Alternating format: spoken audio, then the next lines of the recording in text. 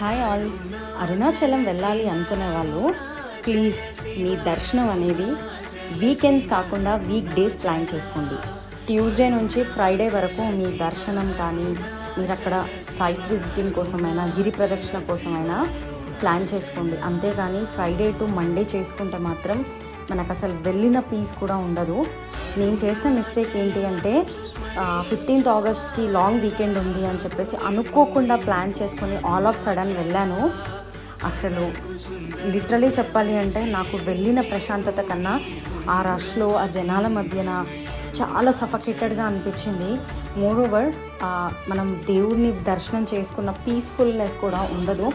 హడావిడిగా పద అనే ఫీల్లో వచ్చేస్తాము. సో అరుణాచలం వెళ్ళి మంచి డివైన్ బ్లెస్సింగ్స్తో మీ అందరూ తిరిగి సోల్ రీఛార్జ్ చేసుకొని రావాలని కోరుకుంటున్నాను.